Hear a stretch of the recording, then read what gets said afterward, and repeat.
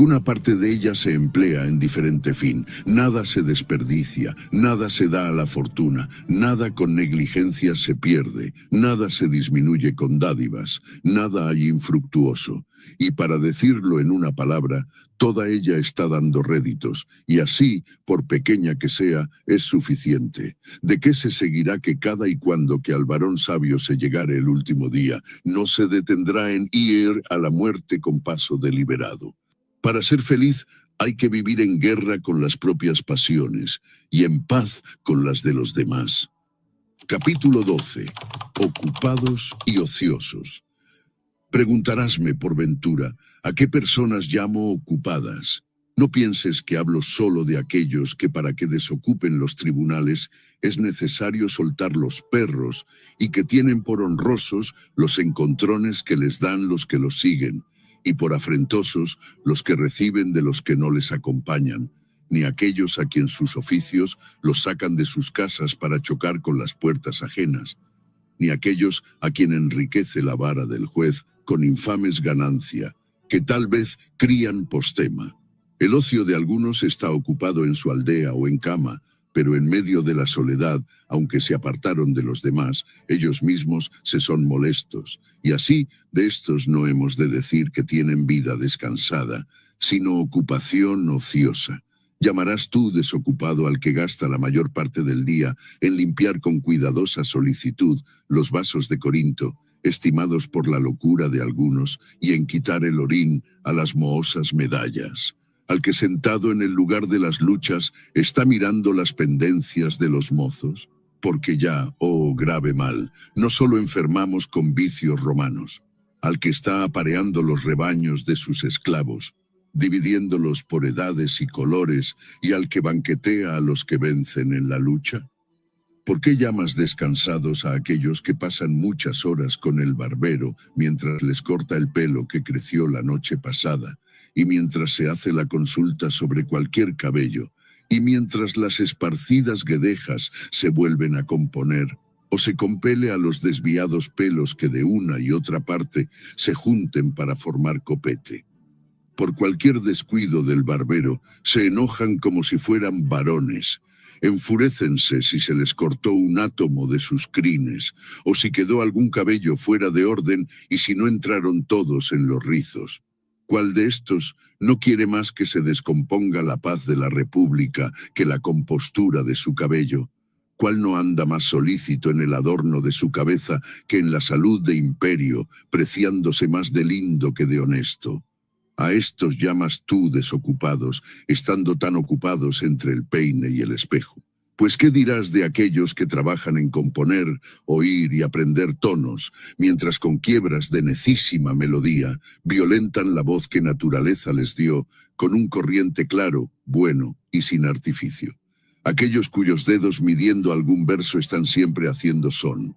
Aquellos que llamados para cosas graves y tristes se les oye una tácita música. Todos estos no tienen ocio, sino perezoso negocio. Tampoco pondré convites de estos entre los tiempos desocupados, viéndolos tan solícitos en componer los aparadores, en alinear las libreas de sus criados, que suspensos están en cómo vendrá partido el jabalí por el cocinero, con qué presteza han de acudir los pajes a cualquier seña, con cuánta destreza se han de trinchar las aves en no feos pedazos, cuán curiosamente los infelices mozuelos limpian la saliva de los borrachos. Con estas cosas se afecta granjear fama de curiosos y espléndidos, siguiéndoles de tal modo sus vicios hasta el fin de la vida, que ni beben ni comen sin ambición. Tampoco has de contar entre los ociosos a los que se hacen llevar de una parte a otra en silla o en litera, saliendo al encuentro a las horas del paseo, como si el dejarle no les fuera lícito. Otro les advierte cuándo se han de lavar, cuándo se han de bañar, cuándo han de cenar, y llega a tanto la enfermedad de ánimo relajado y dejativo, que no pueden saber por sí si acaso tienen hambre. Oí decir de uno de estos delicados, si es que se puede llamar deleite ignorar la vida y costumbres de hombres, que habiéndole sacado de un baño en brazos y sentádole en una silla, que dijo preguntando si estaba sentado, ¿Piensas tú que que ignora si está sentado, sabe si vive, si ve y si está ocioso? No sé si me compadezca más de que lo ignorase o de que fingiese ignorarlo. Muchas son las cosas que ignoran y muchas en las que imitan la ignorancia. Deleitanles algunos vicios y teniéndolos por argumento de su felicidad, juzgan que es de hombres bajos el saber lo que han de hacer. Dirás que los poetas han fingido muchas cosas para zaherir las demasías, pues créeme que es mucho más lo que se les pasa por algo que lo que fingen. Habiendo en este nuestro infeliz siglo, para solo esto ingenioso, pasado tan adelante la abundancia de increíbles vicios, que podemos llegar a condenar la negligencia de las sátiras, que exista un hombre tan muelle que tenga que saber por otro si está sentado. Este no se debe llamar ocioso, otro nombre se le ha de poner. Enfermo está, o por mejor decir, muerto. Ocioso es el que conoce su ocio, pero el que para entender sus acciones corporales necesita de quien se las advierta, este solamente es medio vivo. ¿Cómo tendrá dominio en el tiempo? La tristeza, aunque esté siempre justificada, muchas veces solo es pereza. Nada necesita menos esfuerzo que estar triste. Capítulo 13. Critica la erudición mal encaminada. Sería prolijidad referir todos aquellos a quien los dados, el ajedrez, la pelota o el cuidado de curtirse al sol les consume la vida. No son ociosos aquellos cuyos deleites los traen afanados, y nadie duda que los que se ocupan en estudios de letras inútiles, de que ya entre los romanos hay muchos, fatigándose no poco, obran nada. Enfermedad fue de los griegos, investigar qué número de remeros tuvo Ulises, si se escribió primero la Ilíada o la Odisea, si son entrambos libros de un mismo autor con otras impertinencias de esta calidad que calladas no ayudan a la conciencia y dichas no dan opinión de más docto, sino de más enfadoso. Advierte cómo se ha ido apoderando de los romanos la inútil curiosidad de aprender lo no necesario. Estos días oí a un hombre sabio que refería que Druilo fue el primero que venció en batalla naval, que Curio Dentato el primero que metió elefantes en el triunfo. Aunque la noticia de estas cosas no mira a la gloria verdadera, tocan sus ejemplos en materias civiles. No siento útil su conocimiento, nos deleita con una gustosa vanidad. Perdonemos también a los que inquieren cuál fue el primero que persuadió a los romanos la navegación. Este fue Claudio Candez, llamado así porque los antiguos llamaban Candez a la trabazón de muchas tablas, y las tablas se llaman códices, y los navíos, que según la antigua costumbre portean los bastimentos, se llaman caudicarias. Permítase asimismo saber que Valerio Corvino fue el primero que se apoderó de Mesina, y el primero que de la familia de los Valerios se llamó Mesana, tomando el nombre de la ciudad rendida, y que mudando el vulgo poco a poco las letras, se vino a llamar Mesala. Permitirás, po ventura, averiguar si fue Lucio Sila el primero que dio en el coso leones sueltos, habiendo sido costumbre hasta entonces darlos atados, y que el rey Boco envió flecheros que los matasen. Permítase también esto, pero ¿qué fruto tiene el saber que Pompeyo fue el primero que metió en el Coliseo 18 elefantes, que peleasen en modo de batalla con los hombres delincuentes?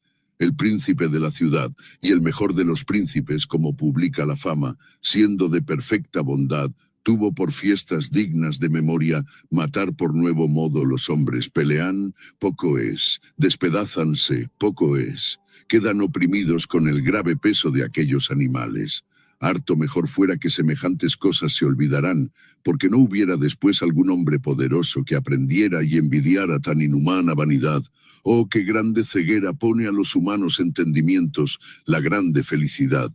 Juzgo aquel que entonces se empinaba sobre la naturaleza, cuando exponía tanta muchedumbre de miserables hombres a las bestias nacidas debajo de otros climas, cuando levantaba guerras entre tan desiguales animales, cuando derramara mucha, y él mismo después, engañado por la maldad alejandrina, se entregó a la muerte por mano de un vil esclavo, conociéndose entonces la vana jactancia de su esbrenombre. Pero volviendo al punto de que me divertí, mostraré en otra materia la inútil diligencia de algunos.